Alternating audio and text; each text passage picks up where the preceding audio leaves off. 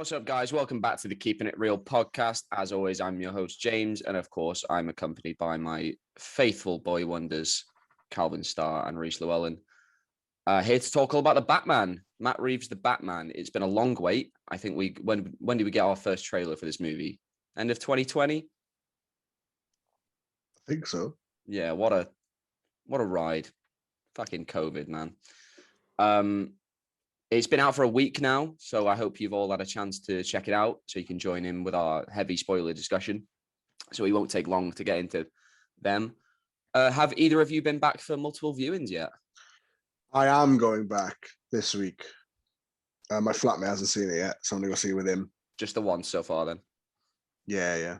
I haven't yet. You know me, I like to leave a bit of a gap. I'm too overly critical. I'm the by complete nature, opposite. So I will start to pick up more things, I imagine. The more I see it, the more I love it. I'm on 4 times now, and I am eager for a 5th. I'll see what I'm doing later tonight. Maybe I'll pop it in there. Right. So we'll do a quick spoiler-free discussion first, just a couple of minutes. But Reese, what did you think of the Batman? I really liked it. You know, I think the story was really interesting. I think there were certain bits that could have built on a bit more, and maybe certain bits that didn't necessarily need to be there. But overall, I enjoyed it. I thought the acting was really good. I thought the general kind of mood of the film was very good. I do enjoy a broody Batman. I know it's not for everyone, but it should be. It. And yeah, it was a long film, but it was one of those ones that I didn't mind. I didn't feel like I was there for that long. And I'm very excited to see where they go with it, because they've set something up. So yeah. Which might not necessarily come to fruition, is what Matt Reeves has said, but yeah, could go either way. Calvin, what about you? Yeah, I thought it was great. I really loved, obviously, the sort of gritty detective approach. Like I kept saying, that's what I wanted from it. I enjoyed the sort of bookended voiceover, but I kind of wish there was more of it. But I kind of guess it worked, just bookended. Gotham obviously looked great, like we were saying about the mood of it. I enjoyed all the performances. I had nothing to say bad about any of them. For they all worked. Apart from I wish there was more Alfred, but yeah. I thought it was really good. I have problems with it, but overall I thought it was really good. Cool. I think I'm easily the highest on this movie out of the 3 of us. Then this was everything I've ever wanted from a Batman film. I think 10 minutes in, I was like, he's got it. He's nailed what this needs to be. As soon as Robert Pattinson's monologue begins, I was like, I couldn't be happier. The way Matt Reeves utilizes lighting, shadows, even just the subtle sound of Batman's footsteps in the dark. He'd captured this character in a way that no was other that film subtle footsteps. It was literally sounded like that scene from Jurassic Park. Maybe not subtle. Glass of water, be shaking. It was incredible. It was like a western, this Lone Ranger making his way into the town, and you hear his footsteps before he gets into the saloon. I thought it was incredible. Batman with spurs. Honestly, at times, it honestly sounded like he had spurs. And I was like, this is mad. This is such a clear, distinct vision for this character. And I know we all should put him in a big trench coat that doesn't mean anything. Exactly. We love The Dark Knight and Christopher Nolan's vision for that version of Batman. But what I always felt like that series was missing was a very, just the feel of Gotham itself. Gotham just felt like Chicago. and any other American Batman city. Begins. Batman Begins is the outlier in that trilogy because that did have it had a very a grungy feel to it. It felt dirty. It felt crime. But then I think with The Dark Knight, he wanted to sort of create something like along the vein of like a Michael Mann thriller. Yeah, and that's fine. But for Batman, I feel that Gotham needs to be as much of a character as he is. And he needs to feel very much a part of that world. And when I watch those Dark Knight movies, Batman stands out amongst everything else. And I feel like who Batman is, he needs to blend in with the background. He needs to lurk among the shadows. He needs to feel a part of that world. And that's what 10 minutes in, Matt Reeves had done so incredibly well. The first time you see Batman emerge from that shadow and confront that, the group of criminals, I had tears in my eyes. I was like, this is everything. This is everything to me. I absolutely loved it. Calvin, you were talking about the performances. Do we have a favorite performance? Colin Farrell. Yeah. Yeah, Colin Farrell was good. How the fuck? I really like Zoe Kravitz.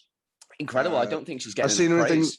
I've seen her things before, and I was a bit like, but like in this, I was like, she is such a good Catwoman. Like, yeah, very good. I really enjoyed it. I think Colin Farrell stole every scene. Yeah, Colin Farrell was like he's not in it a lot, but I think he was in it just the right amount. He was in it enough, and obviously we're going to get the whole HBO Max series with him. Oh yeah, which I can't be bothered for, but okay.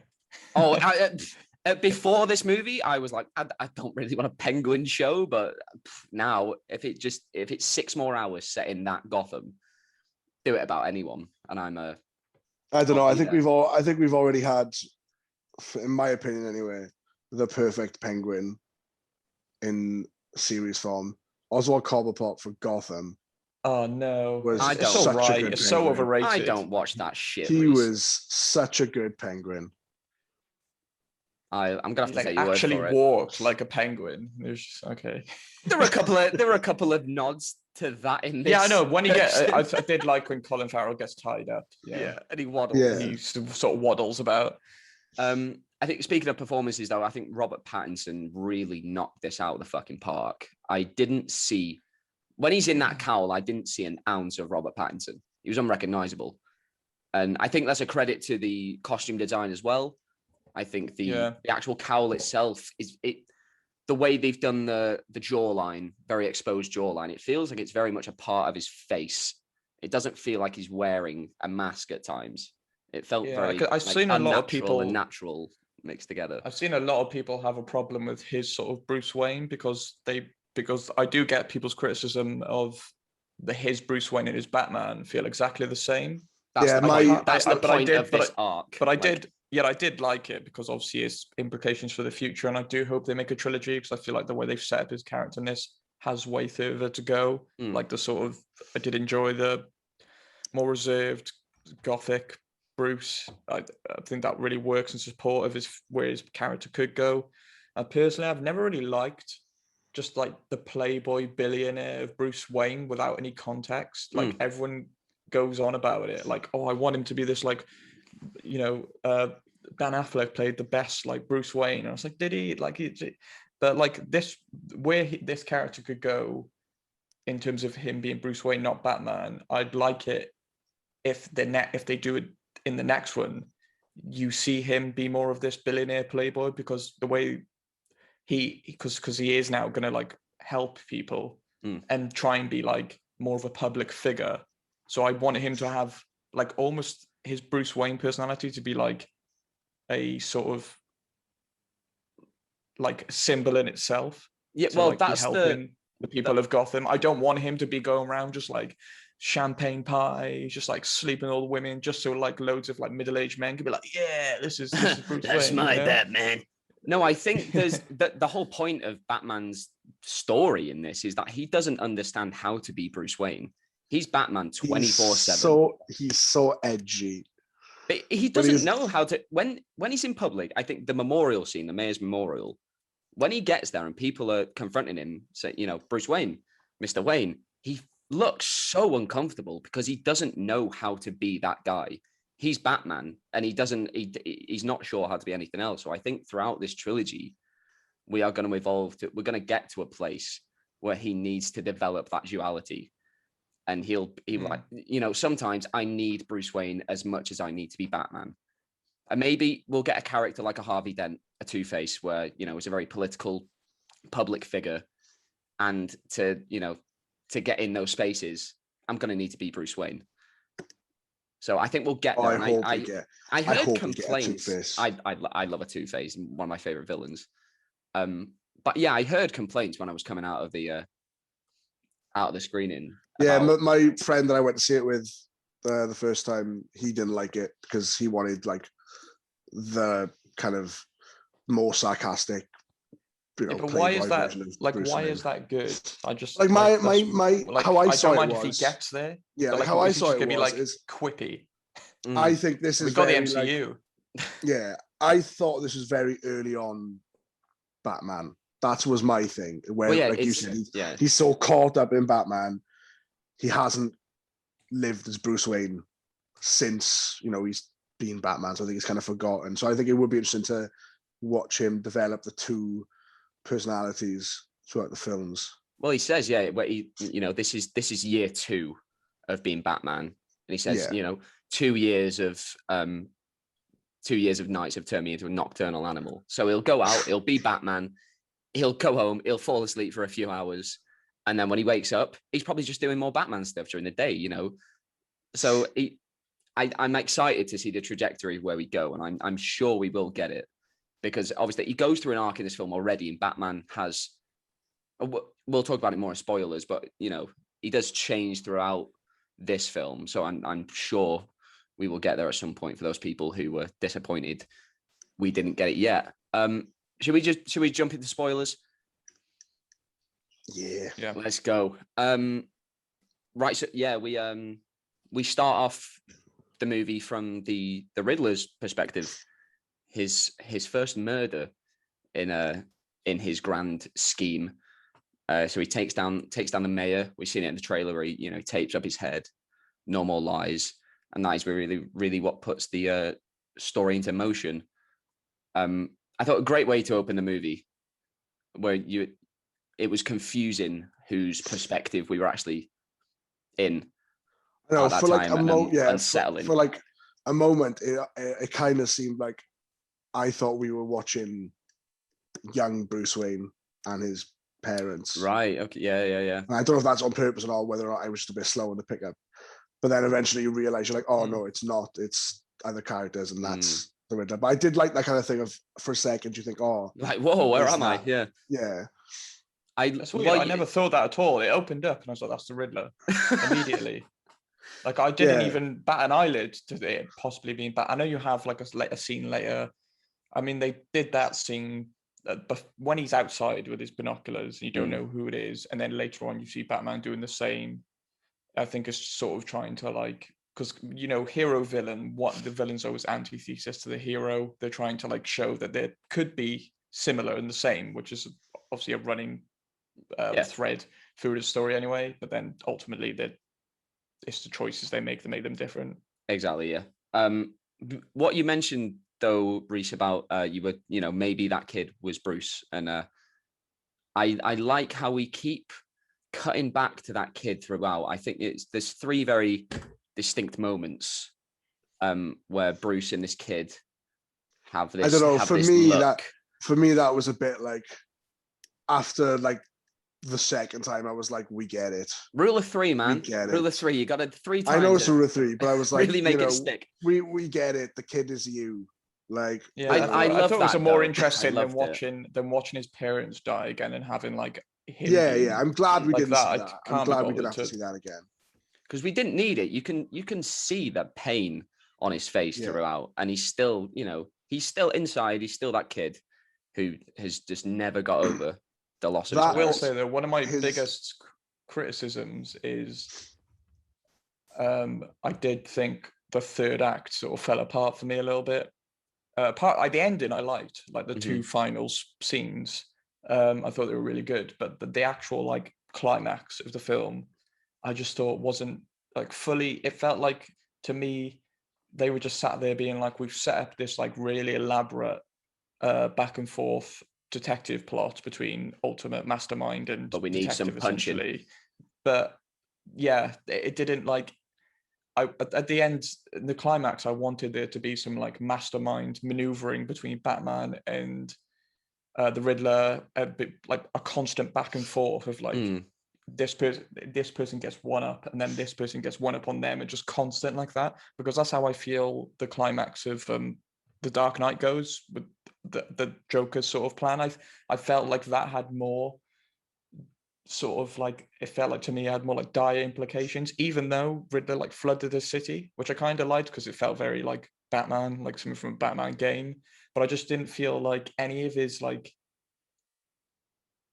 I just wanted there to be more revelations about the Riddler. Especially I wanted there to be more revelations about the Wayne family. I actually are from the camp where I would have preferred if they were really corrupt. Because when Batman finds out that his dad might have ordered someone killed, and then you see him crumble inside, because you see him start to question, what have I been fighting for? Because this is my family's legacy. I thought it would be more interesting if he found out his father was a good guy, but pretty corrupt, and did some awful things and made mistakes and made enemies. But then it would have been interesting for me to see Bruce ignore that and be like, well, despite that, I'm still going to stand by these morals. Because what happened, it was, oh no, my dad's bad.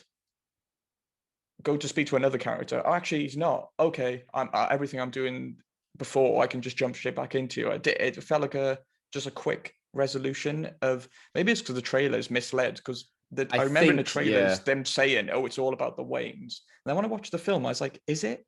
His dad just got killed and the orphanage just went to shit.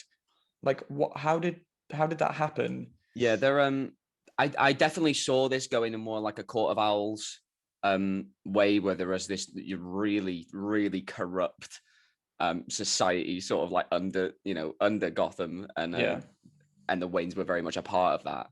I did see it going that way, but on repeat viewings, I'm glad that it didn't, because I feel if you take away Batman's parents, and they're not totally clean. It turns out he does do dealings with Falcone and stuff, but I feel if you really make them bad characters, no, they don't have to be a bad character, but you can do it in a clever way to make them super sympathetic while it's also doing awful things.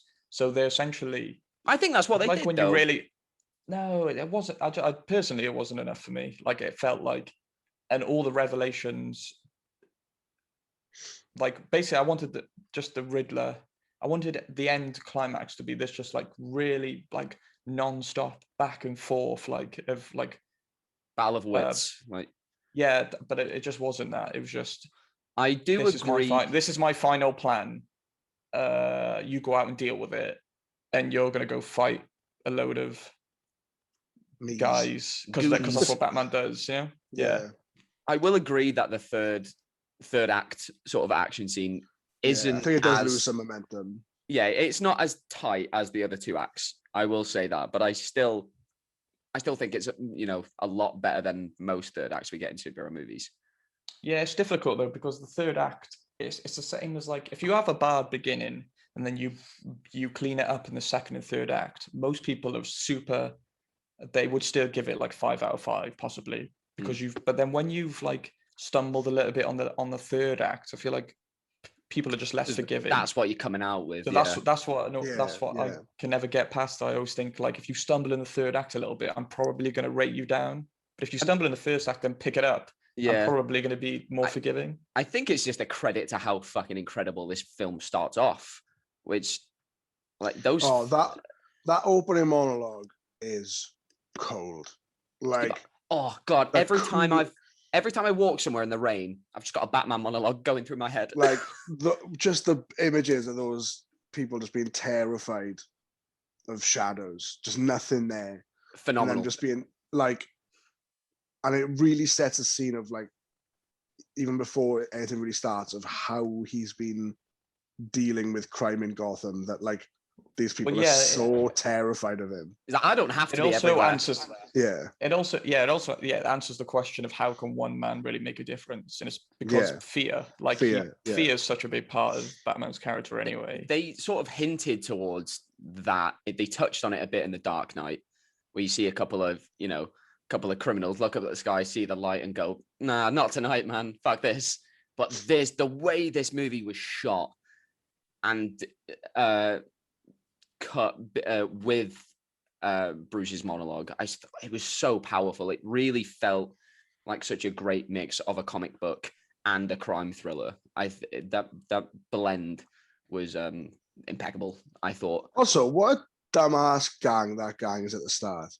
Their whole shtick is that they paint their faces and then punch strangers. Like, just what? To make them stand out, I guess. Like, just get... That's such a shit gang. Get a job. It's almost like, do you want to be part of this gang? I'm like, no. You just punch random people in the face. Like, what do I get out of that? Yeah, you're not wrong. I just think from that, it's like the opening 25 minutes where we get the monologue, him on his bike, the Nirvana song, which I thought they used really well. It was from them. I wish that song wasn't in it though. I'm so glad I was kind of sick of it, to be honest, from hearing it so many times. It was funny that it was like, I love it when they do this in films, when they like blend the music into like a scene. So like it's him listening, and I was looking at it and I was like, that's such a fucking thing for him to do. Love it. Just do all his work while listening to like just the grungiest of grunge you can find. I wanted them to add 15 minutes onto the runtime, and I want to see him quickly getting changed. I do think I want to see how hard it is to get in his changed. backpack. Like, just cramming it in the memorials. Like, he just keeps getting changed like super fast. Yeah, and, like, it's like expect him to come out and have like his like a bit of his costume untucked.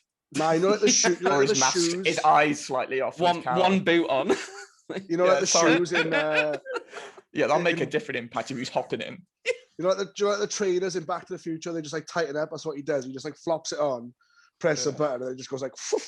Well, that's what Spider-Man does. When he used his cape as well to like turn into a wingsuit, and I loved like the next scene afterwards. He's got a cape on again, so he's just sitting up waiting for Gordon, putting another cape on. He's like, I might need to jump off another building. Like, I'm gonna look ridiculous if Gordon gets here. I've got no cape on. Speaking of that, I did love how like good he was, but also really shit. I loved how much damage he took. Like, he takes so much damage. And I was constantly thinking, how is this guy going to be doing this for the next 20 years? Like, he's getting like, and like when he uses the wingsuit, I really enjoyed him just absolutely decking it. Yeah, and the moment before as well, where he gets to the top of the building, he's like, "Fuck me!" Like, I was not ready for this. He just hasn't done this before. He's not done it before. Yeah, because he seemed like his fighting seems like he had that Batman has not been with Ra's al Ghul. Yeah, no, that's what I was thinking. He said Alfred trained him. Yeah, in the circus. In the circus. I thought it was represented best. What you're touching on, that Batman's sort of, he's not perfected it yet. He's not like the best of the best. Oh, he still deals that lots of shitloads of damage. But I think that yeah, obviously. But I think the reason he does succeed is because he just simply wants it more than you do. And I think it's that determination that gets him through. And I think you see it. This Batman's, he's like not the, like Rob Pattinson just isn't like that. He's not Ben Affleck. He's not like swole. Like he's not the biggest guy, but maybe he's just got that. He just seems like he's got that. He's just fucking. Like, he's just screw loose. Well, let's talk about that. He's just scrappy, and he'll take a punch, but he can take more punches than you can. But what I did think, so the guy he like beats at the end when he like injects himself with what could be, I've seen a lot of people thinking is venom. It's not fucking venom. It's adrenaline. It's adrenaline. It's not that type of movie. When he beats on that guy and he takes his mask off, I was a bit like, the tone of his face should be like completely smashed in, because he's punching him very hard. He's not in control of his own strength, and his gloves have clearly got some like padding, dusters or something in it. You got to keep it PG. Some harder material. You got to keep it PG. Yeah. Well, it wasn't. It was. Why is it a 15 in the UK? That's the one thing throughout it, because because they imply torture. Is that it? Is it? I think the BBFC is just a lot stricter than the MPAA. Because like Suicide Squad, the first Suicide Squad was a 15 over here, and I don't know why, because they were punching goo men. Like, so you know, they look like caviar. Exactly. Yeah, they were punching caviar, and it's fucking ridiculous. So yeah, the BBFC's sorted out.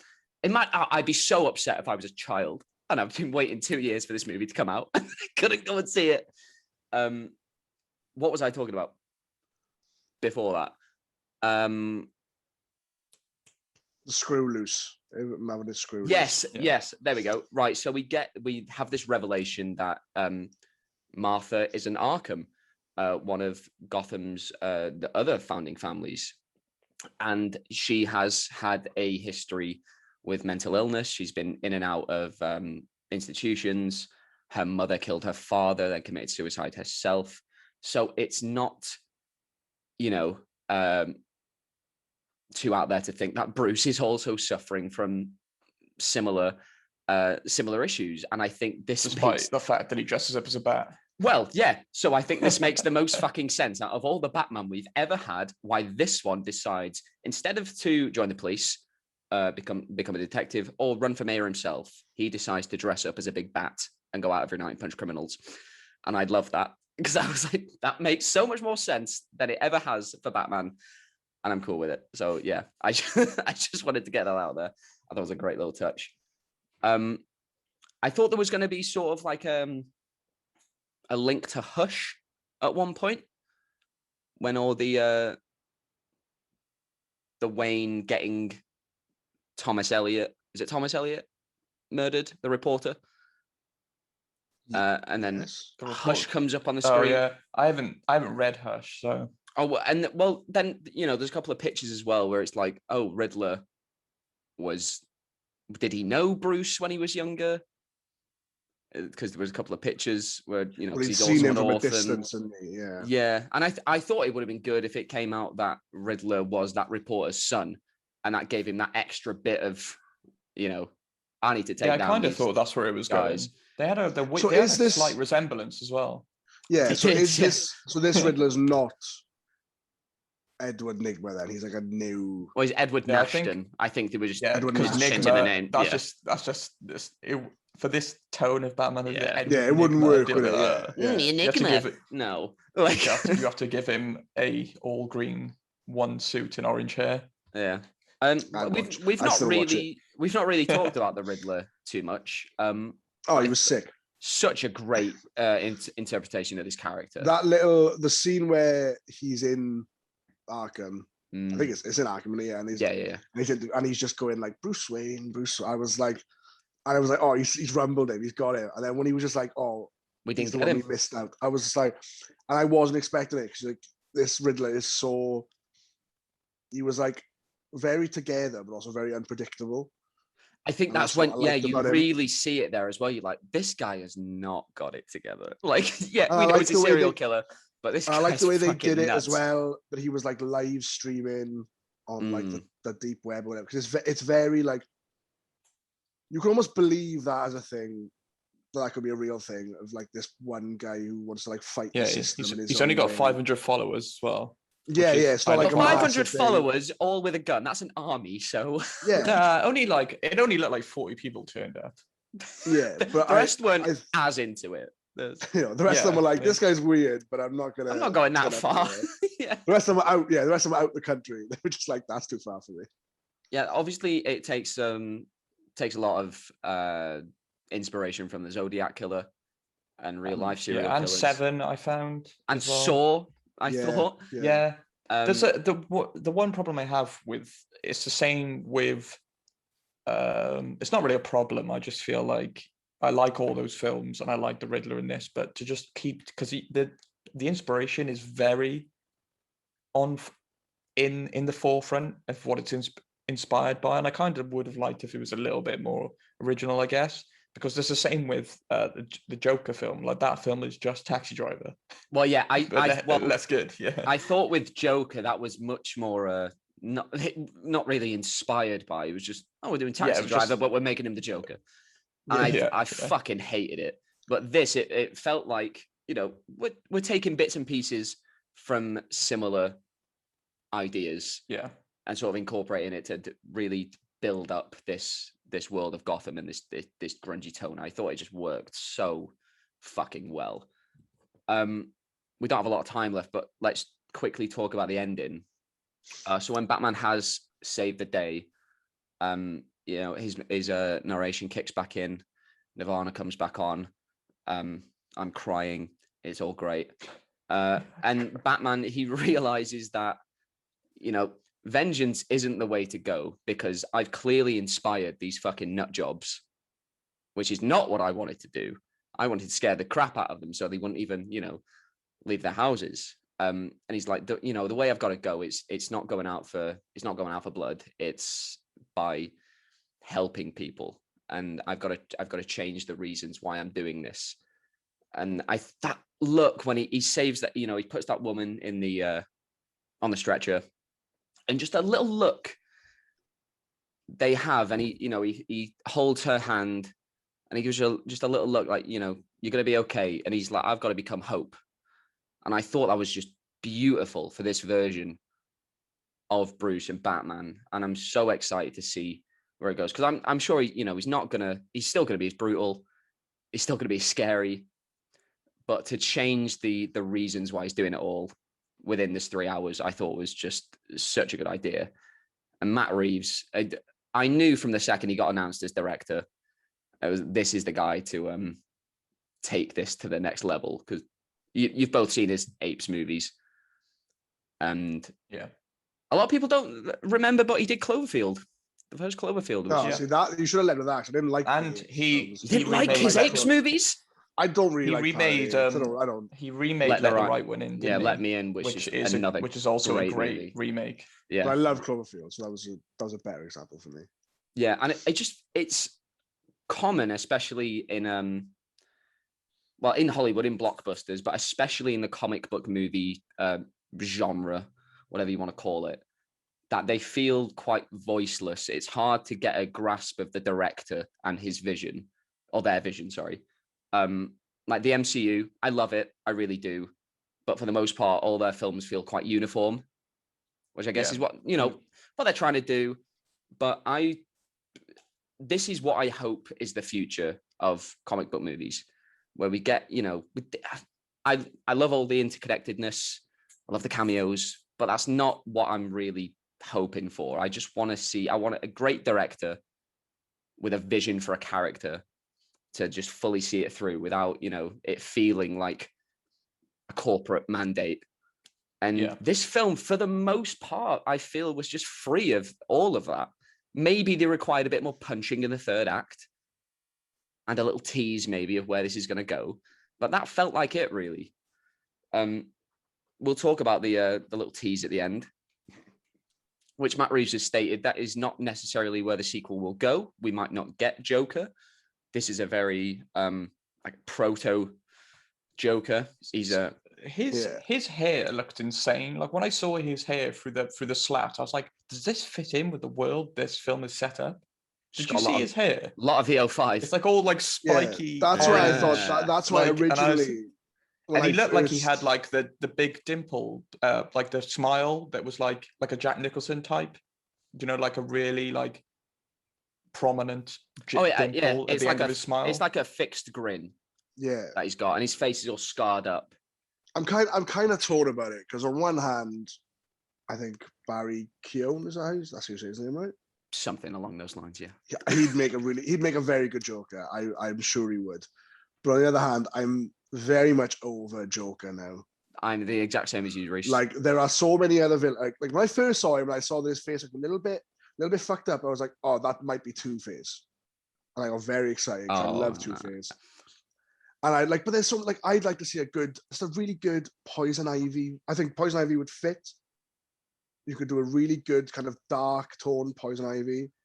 Yeah, you could just be poison. But then are you going to just do like in the next one? What are they going to do? They can't just go down like a serial killer route again. I suppose they could. No, well, I mean, I feel like with the drugs, they've kind of set up Scarecrow.